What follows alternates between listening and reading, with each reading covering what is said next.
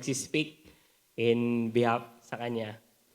And dahil wala siya ngayon, magpo-pause muna tayo sa series natin sa Ephesians. But since last week, we discussed about Paul's doxology from Ephesians 3, verse 20 to 21. I thought that it would also be nice to discuss about another doxology. And today, titingnan natin ang doxology ni Jude, sa book of Jude. And now, may I request everyone to please stand as we read our passage today. It is found on verse 24 to 25. Now to him who is able to keep you from stumbling and to present you blameless before the presence of his glory with great joy, to the only God, our Savior, through Jesus Christ our Lord, be glory, majesty, dominion, and authority before all time, and now, and forever. Amen. Let's pray. Lord, we thank you for the truth that you will hold us fast. Indeed, we can sing that our love grows often cold, but thank you, Lord, because you are powerful to hold us fast, because you love us. And Lord, may we see clearly and realize that truth in our passage today. And as we see that, may we really praise you, Lord, with a great praise, just like what Jude is saying here, to praise you, O Lord, to give you the glory, dominion, power, and authority, now and forever. Amen. You may now sit down. So, merong isang story about a monastery in Portugal perched high on a 3,000-foot cliff. So, 3,000 feet ang taas niya. Parang Mount Pulag yun. Sobrang taas. And this monastery is accessible only by a terrifying ride in a swaying basket. So, hindi ka mag-hike papunta doon, but sasakay ka sa basket. The basket is pulled with a single rope by several strong men, perspiring under the strain of the fully loaded basket. So, yun yung way ng umakyat. One American tourist who visited the site got nervous halfway. So sa kalagitnaan, bigla siyang kinabahan when he noticed that the rope was old and frayed. So parang luma na yung rope. Hoping to relieve his fear, he asked, "How often do you change the rope?" Sabi ng monk na in charge doon, "Whenever it breaks." So whenever it breaks, siguro grabe yung kaba ng American na tourist na yon. Iniisip niya siguro, sana hindi na lang ako sumakay dito kasi pwede lang naman pala ako malaglag. Pwede pa pala ako malaglag. But in our path to heaven, we are not just pulled by several men through an old and frayed rope. We are pulled up with the power of our omnipotent God. Because He is so powerful, there is no way that we will fall down from where we came from, which will lead to our death. And this is the truth that we will see in our passage today. Ang text natin is also called a doxology. Last week, na-learn natin na ang doxology came from the word doxa, which means glory, and logos, which means word. And in putting them together, we get a word to glorify. A word to glorify. So si Jude, dito sa verse, is giving a word to glorify God. And when we read the Bible, maraming doxology ang makikita natin. And almost all have the same pattern. It first features the power of God or His ability and then it is followed with a praise for God. So power and praise. For example, ang text na tiningnan natin last week, Ephesians 3:20, it says, "Now to him who is able to do far more abundantly than all that we ask or think, according to the power at work within us, to him be glory in the church and in Christ Jesus throughout all generations, forever and ever. Amen." So first, we can see the power of God. To him who is able to do far more abundantly. And next, we can see a praise for God. To him be glory. Another example is found sa Romans 16:25-27. Sabi doon, "Now to him who is able to strengthen you according to my gospel and the preaching of Jesus, according to the revelation of the mystery that was kept secret for long ages, but has now been disclosed and through the prophetic writings has been made known to all nations, according to the command of the eternal God to bring about the obedience of faith. To the only wise God be glory forevermore through Jesus Christ.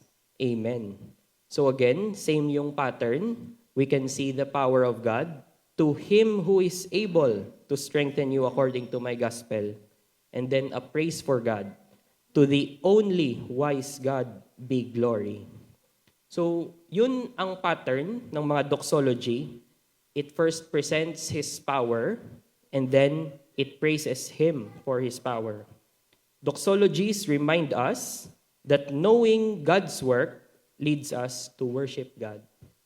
Knowing God's work leads us to worship God. His works lead us to worship. His acts lead us to adoration. His power leads us to praise. So if you find your heart not worshipful, read about God's works or remind yourself about God's works. And also, ang doxologies, they remind us that the more we know the works of God, the more we worship God. The more we know the works of God, the more we worship God. It is because a lot of knowledge will give you many reasons to worship Him. A lot of knowledge will give you many reasons to worship Him. So, we should strive to know more about God's works and His character that motivates those works if we want to be more worshipful. And today, this is my prayer that we will end in worship. May it be that we will end in worship. As we examine a specific work of God, may our hearts be found worshipful, just like Jude. And going back sa text natin, we will also have two main points tulad nung ibang mga doxology. The power of God and then the praise for God. And as we examine our text, we will see that His power is His power to preserve and His power to present. So, His power to preserve and His power to present. This is why ang title ng message natin today is a praise for God's power, His power to preserve and present His people. This is about a praise for God's power. So let's first look at the power of God. Our text says, "Now to him who is able." The him here refers to God, kay God. The one whom Jude is referring to is the one whom he praised on verse 25. To the only God, our Savior, through Jesus Christ, our Lord. And the text says that God is able, or the only God has the power to do this.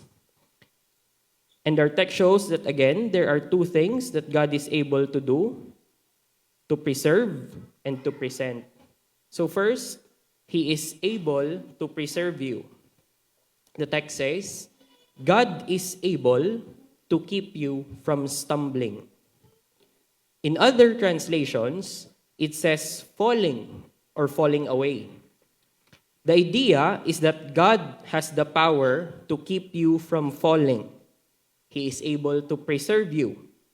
The picture here is that the recipients of the letter are walking or moving, and along the path where they walk, may mga stumbling blocks or dangers na pwedeng mag-cause sa kanila to fall. There is no need for Jude to remind his recipients that God is able to keep them from stumbling kung wala namang danger na makakakos sa kanila to stumble at that time. So we can say that in the time of this letter, there are stumbling blocks that can lead his recipients to stumble away. So this leads us to ask, what are these stumbling blocks, and in what sense will they make us stumble? What are these stumbling blocks, and in what sense will they make us stumble? Para ma-answer natin to, we need to look at the whole content of the book of Jude. This letter is written by Jude. Makikita natin yan sa verse 1. It says, Jude, a servant of Jesus Christ and brother of James. So, Jude is the half-brother of Jesus. We can say that because he labels himself as the half-brother of James, the writer of the book of James. So both sila nagle-label ng self nila. Both sila mag-brothers and half-brothers nila, si Jesus. This book is traditionally believed to have been written sometime between 60 and 80 AD. And ang time na yon, marami na sa mga apostles ang namatay. The majority had been martyred for their faith. For instance, the Apostle Peter is believed to have been martyred around 64 AD, and Paul was executed around 67 AD. So since Jude's letter is often placed after these events, it's unlikely that the original apostles were still alive at the time he wrote this epistle. So Jude here wrote to a specific group of people. Hindi natin alam kung sino sila. Hindi din natin alam kung saan sila. But we know what they are. Alam lang natin kung ano sila. Sabi sa verse 1, to those who are called, beloved in God the Father, and kept for Jesus Christ. They are the called, beloved, and kept. In short, ang book na to is for the genuine Christians. It's not for all people. It's only for those who trusted in Jesus alone for their salvation and repented from their sin towards the lordship of Jesus Christ. And aside from the introduction and conclusion of the book, pwede natin itong ma-divide with 5 sections. First, the crisis of false teachers. Makita natin yan sa verse 3 to 4. Next, the consequence of false teachers. It's found in verses 5 to 7. Next is the characters of false teachers. That is found in verse 8 to 16. And lastly, we can see the counters for false teachers. That is found in verses 17 to 23. Let's first look at the crisis of false teachers. Sabi sa verse 3 to 4, Beloved, although I was very eager to write to you about our common salvation, I found it necessary to write, appealing to you to contend for the faith that was once for all delivered to the saints. For certain people have crept in unnoticed, who long ago were designated for this condemnation, ungodly people who pervert the grace of God into sensuality and deny our only Master and Lord, Jesus Christ. Jude initially wanted to write about our common salvation.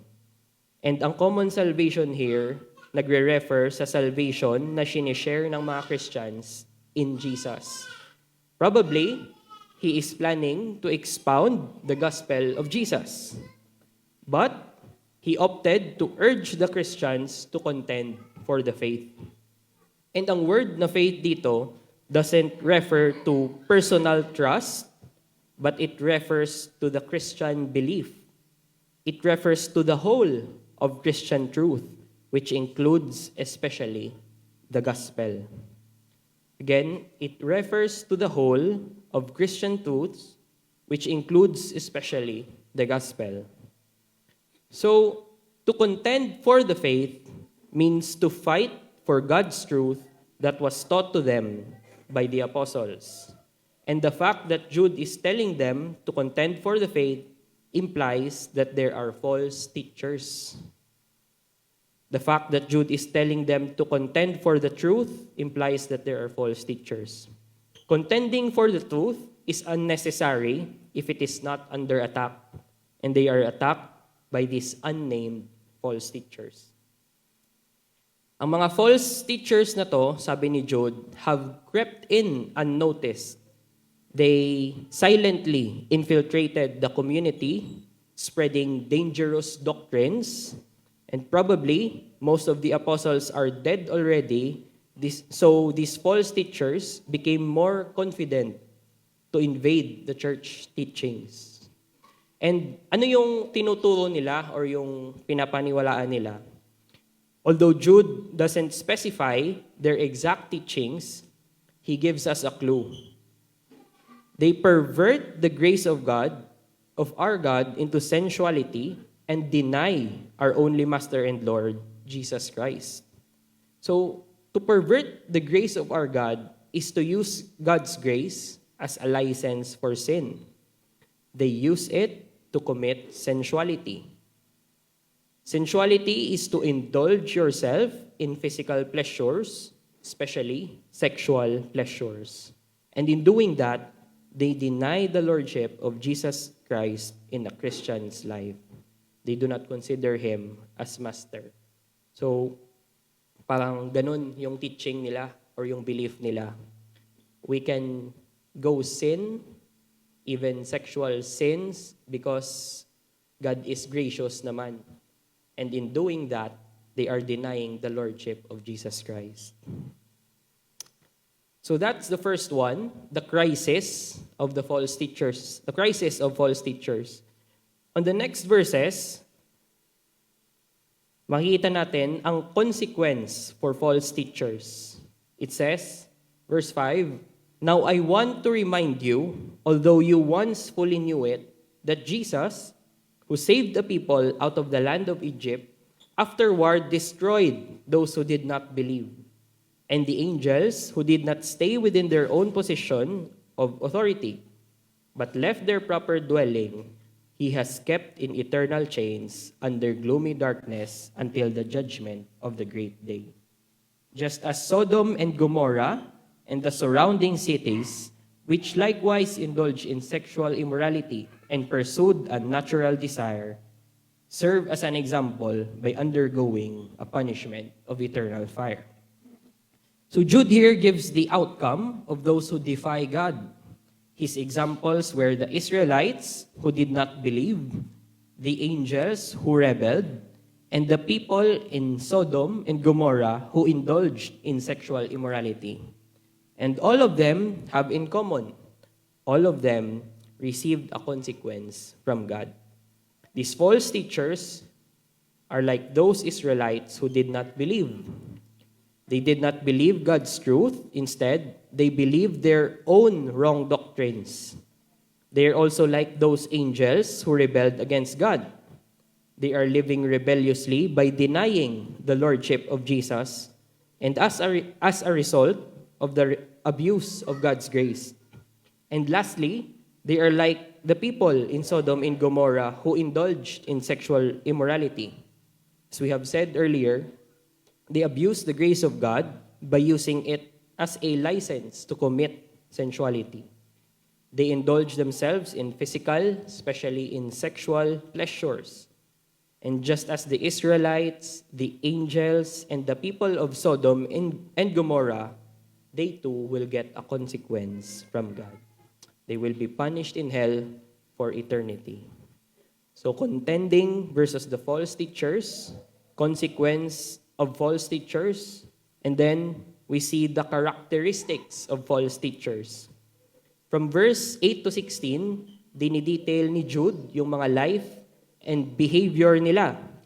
They rely on their dreams, they defile the flesh, they reject authority, they blaspheme glorious ones, they are like unreasoning animals, they walked in the way of Cain, they err like Balaam, perished in Korah's rebellion, they are hidden reefs, shepherds feeding themselves, waterless clouds, fruitless trees, wild waves of the sea, ungodly, grumblers, malcontents, loudmouth boasters, shows favoritism. So, wala tayong time to explain them one by one, but what we can see here is that these false teachers' teaching reflect in their lives. So, kung ano yung pinapaniwalaan nila, what they teach reflects on their lives. And the final section deals on how the believers should counter these false teachers. Ano yung gagawin ng mga believers in the midst of this crisis? Or how do they contend for the faith practically? First, they are to remember the apostles' predictions, build themselves in their most holy faith, pray in the Spirit, wait for the mercy of Jesus, have mercy to the doubting, snatch others out of the fire, and hate garments stained by flesh. That's what they should do when false teachers rise. So again, ito yung outline ng Book of Jude. Crisis of false teachers, consequence of false teachers, the characters of false teachers, and lastly, countering false teachers. So we can say na ang book is about false teachers. They teach wrong doctrines which can lead others to live ungodly lives and eventually to God's judgment. So going back sa original question natin kanina, what are these stumbling blocks and in what sense will they make us stumble? What are these stumbling blocks? So in the context of the letter, the stumbling blocks are the false teachers. They teach dangerous doctrines that lead people away from the truth. Their teachings can cause people to turn their backs on God's truth, leading them to live in sin and ultimately face God's judgment. So, if we put on the shoes of the recipients, what do you think is in their mind after this news about the false teachers? Probably, ito yung iniisip nila. Can I be swayed by these false teachers? Can I be swayed? Can they make me fall away by convincing me with their wrong doctrine? Will I also, at some point, pervert God's grace and deny Jesus as my Lord and Master? And with that, can I eventually get God's judgment like them? So, probably, ito yung iniisip ng mga recipients. And this is why Jude closed with this doxology. His doxology is not a random praise. It is connected with the message of the whole book. If we consider the context, what Jude means here is that God is able to keep you from turning away from His truth that eventually leads to His final judgment. Again, God is able to keep you from turning away from His truth that eventually leads to His final judgment. That's the meaning of the phrase, to keep you from stumbling. Accepting their teaching will lead you to live immoral lives and eventually lead you to God's judgment. But God is able to keep you from that. Jude concludes this letter with this doxology to comfort the believers and give them hope that they are safe because of God. They are safe because of God. So this is what God is capable of. This is His power. He is able to keep you from turning away from His truth, to the point of receiving His final judgment. And you can call that turning away as apostasy. We call that now apostasy. The sin of apostasy is defined as falling away from important truths, which leads to a complete renunciation of the Christian faith and eventually God's judgment. So, if it is possible that true Christians can commit apostasy, then all Christians will always be scared and worried. We will always be scared and worried all throughout our lives. But praise God, because that is impossible. For the text says, He is able to keep you from stumbling. He is able to keep you from stumbling to apostasy. That's His power, and He is able to do that. And ngayon, ang problema na to, the crisis of false teachers, are still faced by present-day Christians. Marami pa ring false teachers na nagpapanggap na Christians, and mas malala nga ngayon dahil mabilis kumalat yung teachings nila because of television, social media, and internet. So there are false teachings everywhere. But can true Christians believe them? Can true Christians turn back from the gospel and receive God's judgment? Again, the answer is no. For God is able to keep them from stumbling. So, God is not just able to keep us from stumbling. He is not just able to preserve us from falling into apostasy, but also, He is able to present us. This is our second point. He is able to present us. He is able to present us blameless in His presence with great joy. Now let's unpack that great truth. First, He is able to present us blameless. Ang word na blameless dito does not only mean that our sins will be erased, but this also refers to our permanent state. We will be permanently blameless. We will be permanently blameless. We'll be perfect, incapable of sinning. Right now, tayong mga believers, we are positionally perfect. By position lang. When God looks at us, He sees the righteousness of Jesus, not our sins. And this is the doctrine of justification. But despite being counted righteous or blameless, we still struggle with sin here on earth. We still fail, we still fall short, and we still feel the weight of our imperfections. But the text tells us that God is able to present us blameless or perfect. Not just us blameless, but really blameless. Not just us perfect, but perfect. Through God, we will not just be considered blameless or perfect, but we will really be blameless or perfect. We will not just be perfect positionally, but perfect as it is. We will be free from the presence of sin, and we will be holy. But hindi ito mangyayari ngayon. This will happen when He finally presents us to Himself.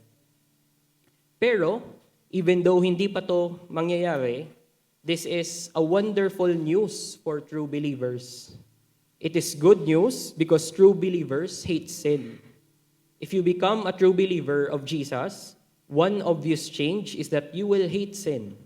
And our text says that God is able to free you from the presence of sin someday, and that's great news.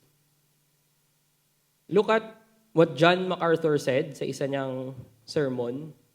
When people ask me what appeals to me about heaven, it isn't the streets of transparent gold or gates made of pearls. It's the absence of sin. I'm tired of sin. Can you relate to that? Aren't we all tired of sin? Heaven promises us freedom from sin's presence, and God is able to make that happen. He will present you blameless, and that's something we can look forward to with great hope. It's as if Jude is saying now that in this life, God is able to keep you from sinning the sin of turning back from the truth. But after that, He will even keep you from sinning anymore. He will present you blameless. He will make you perfect. Someday, you will not just be preserved from the sin of apostasy, but all sins. You will not just be preserved from the sin of apostasy, but all sins. Next is, where will He present us blameless? He will present us blameless in the presence of His glory, or in His glorious presence. More than the blessing of being blameless or perfect, the most appealing thing in heaven is the presence of God, His literal presence. And the only way we can stand in His presence is that if we are blameless, if we are still capable of sin, we will never stand in God's holy presence. Think of the fear and dread that would fill us if we were still unclean. But because God is able to present us blameless, then we can stand before Him without fear. Being still able to sin will make you fearful in the presence of God. And there are lots of examples in the Bible.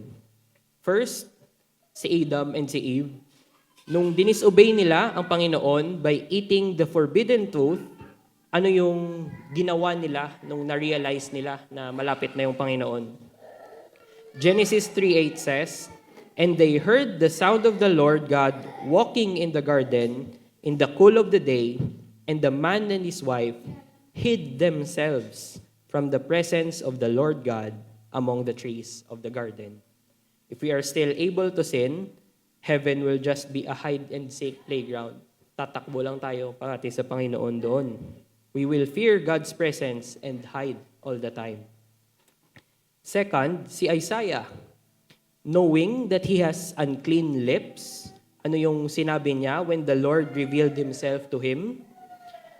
He said sa chapter 6, verse 5, "Woe is me, for I am lost, for I am a man of unclean lips, and I dwell in the midst of a people of unclean lips, for my eyes have seen the King, the Lord of hosts." He's like saying, "Woe is me, I'm doomed. God is here, and I am unclean. Woe is me." And we will fearfully keep on repeating that praise for eternity if we are still capable of sinning. We'll just say, "Woe is me, woe is me." And lastly, Peter, ano yung ginawa niya nung na-realize niya that Jesus is God? Luke 5:8 says, "But when Simon Peter saw it, he fell down at Jesus' knees, saying, 'Depart from me, for I am a sinful man, O Lord.' He himself is commanding Jesus to go away." These examples show that sinners fear the presence of God. So hindi talaga pwede that we can stand in the presence of God kung hindi niya muna tayo gagawing blameless. But praise God that He can first make us blameless or perfect so that we will have no fear when we stand before His glory. So instead of hiding, we will be able to enjoy His presence forever. Instead of hiding, we will be able to enjoy His presence forever. And lastly, makikita natin that God will not only present us blameless before His glory, but He will do so with great joy. He will do so with great joy. And this is not just any joy, but great joy. Earlier, we mentioned na we will enjoy His presence in heaven, but here, it is also true with God. God will also enjoy our presence. He has this great joy as we stand before His presence. Isn't that an amazing truth? That God will be joyful when we finally stand in His presence. On that day, God will enjoy you as He sees the complete work of His salvation. Just as we enjoy in finishing a task or a project, God will enjoy as He finish His great work of salvation. God's joy is even greater when He sees His perfect work of salvation completed in us. And we can see glimpses of this joy in Scripture. For example, sa Luke 15, 8 to 10, sabi doon, "Or what woman, having 10 silver coins, if she loses one coin, does not light a lamp and sweep the house and seek diligently until she finds it? And when she has found it, she calls together her friends and neighbors, saying, 'Rejoice with me, for I have found the coin that I had lost.' Just so, I tell you, there is joy before the angels of God over one sinner who repents. If God rejoices over a sinner's repentance, how much more will He rejoice when His work is fully completed in that sinner? When we are finally presented blameless before His presence." Also, God will enjoy in that moment because He will be with His beloved people. He will be with His beloved people. When you love someone, di ba, you enjoy his or her presence. Example, kung may crush ka or yung family mo nandyan, di ba, you enjoy. It is because we enjoy when we are with our loved ones. And those whom God saved are the people that He loves. They are the people that He loves. Look at Jude 1. It says, "To those who are called, beloved in God and the Father, and kept for Jesus Christ." Beloved in God the Father. The recipients of the letter of Jude are God's beloved. These are same persons, the ones whom He will present blameless in His presence. He will have joy because His beloved ones are finally with Him. Doesn't it warm your heart to know that God will someday enjoy your presence in heaven? He will rejoice with great joy because He sees the product of His great work of salvation and because you are His beloved. We are His beloved not because we are lovable, but we are His beloved because He has that great love capable to love even the most unlovable. So that's the second ability or the power of God presented in our text. He is able to present us. He is able to present us. He is able to present us blameless, present us before the presence of His glory, and present us with great joy. So that is God's power. That's our first point. He has the power to preserve us and to present us. And with that, we can say that God is able to preserve us here on earth until He presents us to Himself in heaven. We can say that God is able to preserve us here on earth until He presents us to Himself in heaven. He is able to keep us from stumbling into apostasy here on earth. He is able to not let us turn back from the truth, live ungodly lives, receive and eventually receive His judgment and lose our salvation. And He can do it not just for 1 year or 10 years, but He will do it, and He can do it until He will present you in His presence. So it is clear in our verse that God is able to preserve until the end. But the question some may ask is, will He do it? Walang question, God is able, but is He willing? Will He do it? Some may believe that God can preserve us, but they are not sure if He will. However, Scripture assures us that not only is God able to preserve His people, but there are testimonies or promises that shows He will. There are many testimonies and promises that shows He will. And these are the few examples. John 10, 27 to 28, it says, "My sheep hear my voice, and I know them, and they follow me. I give them eternal life, and they will never perish, and no one will snatch them out of my hand. My Father who has given them to me is greater than all, and no one is able to snatch them out of the Father's hand. We can say that God is willing to preserve us because He Himself promised that we will never perish and that no one can take us from His hand and the Father's hand. Another is sa Philippians 1:6. Sabi ni Paul, "And I am sure of this, that He who began a good work in you will bring it to completion at the day of Jesus Christ." This promise reinforces that God is willing to complete His saving work He started on us. He doesn't abandon His work, the good work that He begins. He will not abandon us halfway through the process, and ang process ng salvation is, first, you are saved from the penalty of sin, that's justification. Then you are saved from the power of sin, that's sanctification. And lastly, He will save you from the presence of sin. That's glorification.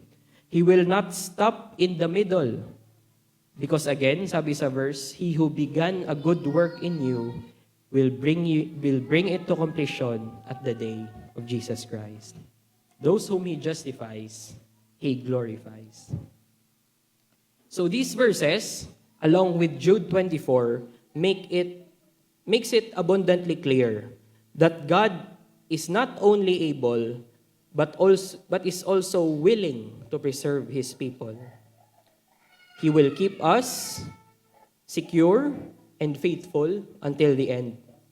This truth means that no genuine Christian will lose their salvation. No genuine Christian will lose their salvation. God's power is sufficient to preserve His people, and He is committed in doing so. He is both able and willing. However, can true Christians sin freely dahil eternally secured naman sila? Absolutely not. While God's power preserves us, nagwo-work din siya at the same time to sanctify us. True believers will not use their security as an excuse to sin, tulad ng mga false teachers sa Jude who perverted the grace of God. They will pursue holiness. Again, it is because God works to preserve them, He works to sanctify them at the same time. As God works to preserve them, He works to sanctify them at the same time. So again, Jude 24 shows God's great power. May isang person, ito yung sabi niya, out of a sinful man to make a saint is more than to make a world out of nothing. And to keep sinful men from stumbling is more than to keep the stars in their courses. There is a free and rebellious will to be won and retained in the one case, whereas there is nothing but absolutely and unresisting obedience in the other. Humans rebel and resist God, while His creation, like the stars, don't. So preserving sinful human beings who are prone to wander takes a greater display of power than guiding the stars. It takes a greater display of power than guiding the stars. And God shows His great power, His infinite power, by saying here that He is able to preserve us. He is able to preserve us despite of our rebellion and resistance. And praise God for His incredible power. He's able to preserve and present us. So that's God's power. Now, that's the power of God. And now let's look at the praise for God. In the light of the fact that God is able to preserve us and present us before His glorious presence, what should our response be? Just like Jude, we ought to praise Him, our Savior, through Jesus. I'll share what kind of praise Jude is giving here. Before that, let's read verse 25 again. To the only God, our Savior, through Jesus Christ our Lord, be glory, majesty, dominion, and authority, before all time, and now, and forever. Amen. First, we can see that this is an exalting praise. This is an exalting praise. This is not a casual or ordinary kind of praise. It is a high and exalted praise. This is a praise that lifts God to the highest possible place of honor. Jude is recognizing and declaring the greatness of God when he says, "To the only God our Savior, through Jesus Christ our Lord, be glory, majesty, dominion, and authority." Let's make it clear. Jude is not saying na, "God, we give you the glory. God, we give you the majesty, dominion, and authority." Hindi ganon. It is because ang attributes na to is inherent sa Panginoon. He is already glorious. He is already majestic. He already has the dominion. And He already has the authority. Instead, Jude is simply recognizing and affirming the greatness of God. Jude simply recognizes and affirms the greatness of God. This is why this praise is an exalting praise. He recognizes and affirms the greatness of God. Second, this is an exclusive praise. It's an exclusive praise. Jude says, "To the only God, our Savior, through Jesus Christ our Lord." To the only God, our Savior. This praise is directed to the one and only God. There is no one else who deserves this kind of honor and worship. And why? Because He alone can save us. He alone is the Savior, and He does it through Jesus Christ. And His salvation is preserving. Remember, God has the power to preserve and present. So, Jude is praising God with this exclusive praise because he knows that God alone can do this. Kung naniniwala ka that your preservation is up to your own efforts, then you cannot give God the exclusive praise that He deserves. If you think you play a significant part in securing your own salvation, your praise for God becomes shared, not exclusive. You should praise God and yourself. Dalawa dapat. But when we recognize that our preservation is entirely in God's hands, our praise becomes fully directed to Him and Him alone. And that's the praise that God deserves, an exclusive praise. And lastly, this is an eternal praise. This is an eternal praise. Jude's praise is timeless. Before all time, and now, and forever. God is worthy of praise, not just in the present moment, but from eternity past throughout all of history and into eternity future. His power to preserve and present His people is eternal, and therefore our praise to Him should be eternal as well. So this is Jude's response with God's power to preserve and present His saints. He praised God with an exalting, exclusive, and eternal praise. And as God's people who are also preserved until the end, we are also to give Him our exalting, exclusive, and eternal praise. So, to summarize our message is this: God is able and willing to preserve us here on earth until He presents us to Himself there in heaven. Therefore, He deserves our exalting, exclusive, and eternal praise. Again, God is able and willing to preserve us here on earth until He presents us to Himself there in heaven. Therefore, He deserves our exalting, exclusive, and eternal praise. That's the message of Jude 24 to 25. And to close, I'll just leave you with two applications.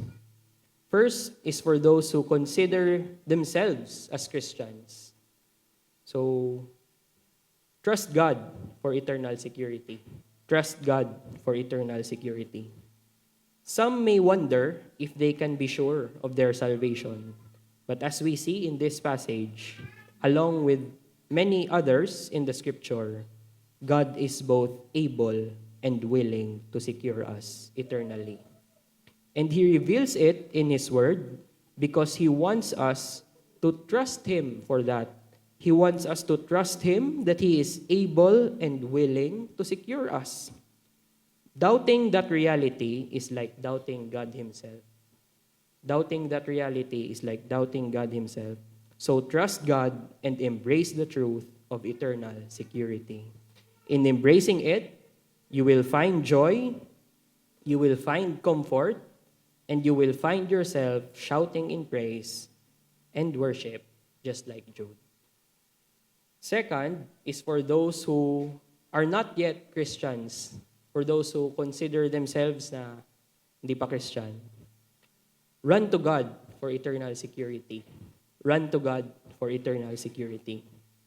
Every person faces the reality of eternal separation from God, which includes eternal suffering. But God, in His mercy, offers a way out through Jesus Christ. He is the only God, our Savior, through Jesus Christ. When you repent from your sins and place your faith in Him, He gives you the gift of eternal security. You no longer have to fear the consequences of your sin because God offers you a safe journey to eternity with Him. God offers you a safe journey to eternity with Him. And when your journey to heaven begins, you will not ride with the old and frayed rope tulad nung sa story earlier. That ride can make you fall away down to where you came from and even die. Instead, you will ride in the powerful arms of God. You will ride in the powerful arms of God, completely safe and eternally secure. Let's pray. O Lord, thank you for revealing to us your great power that can preserve us, that can defeat even the rebellion and our resistance. And because of that great power, because you are more powerful than us, and even versus the false teachers, even the enemy, we can really rest on you and trust you that you can keep us eternally secure. Thank you, Lord, for this great truth, and we pray that you would help us to really embrace this truth, not just in our minds, but in our hearts, to enable us to do great things for you. Thank you, Lord, our only Savior, through Jesus Christ. We praise you, we give you praise, now and forever. Amen.